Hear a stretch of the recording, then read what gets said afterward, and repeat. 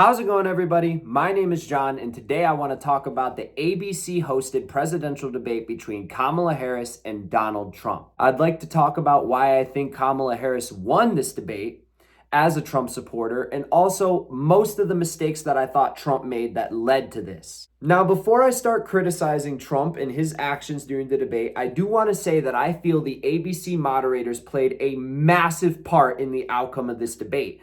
If the ABC moderators had been neutral and actual fact checkers, instead of letting Kamala slide every time she said something that wasn't proven, like Project 2025, her stance on fracking, late-term abortion, and all the other things she lied about, but then actually debating Trump on Springfield and other issues when he said stuff that wasn't definitively proven. Springfield, Ohio, and ABC News did reach out to the city manager there. He told us there have been no credible reports of specific claims of pets being harmed, injured, or abused by individuals within the immigrant community. Well, I've seen people on television. Let me just say here, this is the people on television say my dog was taken and used for food. So maybe he said that, and maybe that's a good thing to say for a city manager. I'm not taking this from television. But the people I'm on taking it from television the city saying manager. their dog was eaten by the people that went there. Again, the Springfield city manager says there's no evidence of that. Vice President Harris. Now, the first thing I want to say is Kamala started off with a very good move by going straight in to shake Trump's hand, which obviously he wasn't prepared for, because by the time that he noticed, he was already behind his podium. Kamala Harris. Let's have a good debate. See you. Have fun. Thank you. Trump's definitely cognitive, but you can't say the dude doesn't have tunnel vision. I mean, she walked past the podium like it was not there. I think that was such a good move that it's something that should be custom at the next and every future U.S. presidential debate, because it made it come off as respectful and unity, despite the fact that our country is laughed at by most of the world, even more so after these debates air. I don't think that Kamala Harris was perfect during the debate by any means. The very first question that ABC asked her was, do you think the economy is better off and that the American people are better off than they were 4 years ago? And she just evades the question and goes into the typical Democratic word jumble that comes out. Than you were 4 years ago. When it comes to the economy, do you believe Americans are better off than they were 4 years ago? So I was raised as a middle-class kid, and I am actually the only person on this stage who has a plan that is about lifting up the middle class and working people of America. I believe in the ambition, the aspiration. Trump states that prices in the last 4 years have risen 20 to 50 to 60% for certain items, while Kamala's over there shaking her head no. Probably the worst in our nation's history. We were at 21%, but that's being generous because many things are 50, 60, 70, and 80% higher than they were just a few years ago. This makes her come across as extremely unrelatable and like she's lying to the American people, because all you need to do is walk into a McDonald's and you will see that there's a 20 to 50, 60% price change from 3 years ago. Kamala calls Trump's economic plan a Trump tax and that these tariffs would provide nothing but more tax on the American people. And the ABC moderators rightfully ask her, how come you and Biden haven't taken down the tariffs that are already in place then? Kamala Harris once again evades the question, has no real answer. You heard what the president said there, because the Biden administration did keep a number of the Trump tariffs in place. So how do you respond?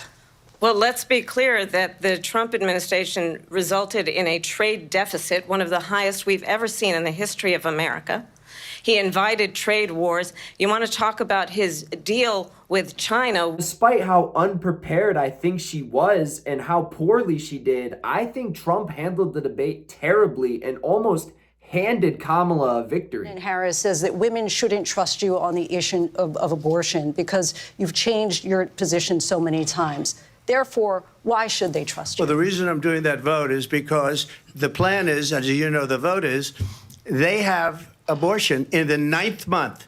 They even have, and you can look at the governor of West Virginia, the previous governor of West Virginia, not the current governor, who's doing an excellent job, but the governor before, he said the baby will be born and we will decide what to do with the baby. In other words, we'll execute the baby. And that's why I did that, because that predominant. Now, that was the first point where I feel Trump slipped up, was on the subject of abortion. As much as I don't want it to be, and I think we have so much more pressing things to worry about like World War III. For those of you who don't understand anything I'm talking about, we have way more pressing issues. Abortion is at the forefront and is a big driving force to, let's face it, manipulate and persuade female voters. I think Trump made a mistake on focusing so much about the afterbirth abortion and this former governor of Virginia's statement, which doesn't mean much considering that he's the former governor. That's the argument that Democrats will make.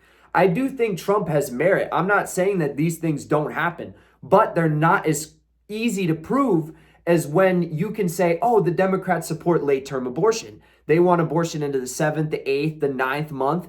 That you can get away with saying, and there's actual proof and evidence to back that, as opposed to saying afterbirth abortion, which does make you sound like a radical because the average person who doesn't do any research is going to think after-birth abortion. Like, what? That sentence doesn't even make sense. The second time I think Trump fumbled was also on the subject of abortion when the ABC moderators posed this question about J.D. Vance and a national abortion ban. J.D. Vance has said that you would veto it if it did come to your desk. Well, I didn't discuss it with J.D. In all fairness, J.D., and I don't mind if he has a certain view, but I think he was speaking for me, but I really didn't.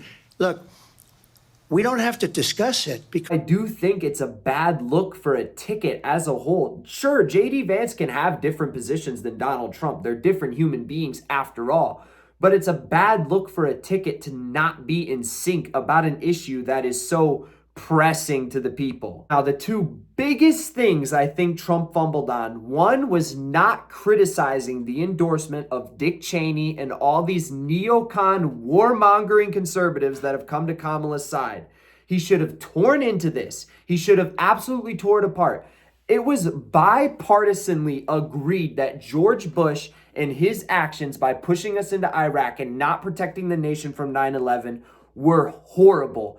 Everybody agreed to this. Now Dick Cheney endorses Kamala and the Democrats go, yeah, Dick Cheney, woo, let's go Dick. This is a massive hole in their campaign because they've spent years upon years calling Bush and everyone in his administration war criminals. As far as war criminals, this is something that Trump should obviously be taking advantage of during the debate. And the second thing is, while partly avoiding a question on immigration, Kamala Harris says that Donald Trump persuaded a bunch of Republicans to reject a bipartisan border bill that would have easily increased border security, in her words. You were tasked by President Biden with getting to the root causes of migration from Central America. We know that illegal border crossings reached a record high in the Biden administration. This past June, President Biden imposed tough new asylum restrictions. We know the numbers since then have dropped significantly. But my question to you tonight is, why did the administration wait until 6 months before the election to act? And would you have done anything differently from President Biden on this? So I'm the only person on this stage who has prosecuted transnational criminal organizations for the trafficking of guns, drugs, and human beings. And let me say that the United States Congress, including some of the most conservative members of the United States Senate, came up with a border security bill which I supported. And that bill would have put 1,500 more border agents on the border to help those folks who are working there right now overtime trying to do their job. But you know what happened to that bill? Donald Trump got on the phone, called up some folks in Congress and said, kill the bill. And you know why? Because he'd prefer to run on a problem instead of fixing a problem. Trump did eventually say something similar to what I'm about to say right now, but his answer at that time was completely jumbled and he did avoid the question. The simple answer to that question, which I'm unsure why Trump is unable to give, is that they don't need the damn bill. The laws are already in place for Kamala and Biden to close the border right now. They could completely shut it down, which is, in ABC's own words, probably why the immigration numbers have been getting better, even though this bill didn't pass. And it's a point that Trump simply missed. I don't understand how he didn't notice that. But yeah, ultimately, I do believe Trump lost partly in his own fault because he missed easy opportunities to pick Kamala apart, partly because the ABC moderators were working against him, and partly because Kamala did come out swinging just a little bit harder than I think we all expected her to. Anyway, those are my quick summed up thoughts on the Harris-Trump debate. Let me know what you guys thought of it in the comments below. We can have our own respectful, cordial debate. Leave a like if you enjoyed the video, and I will see you all in the next one. Peace out.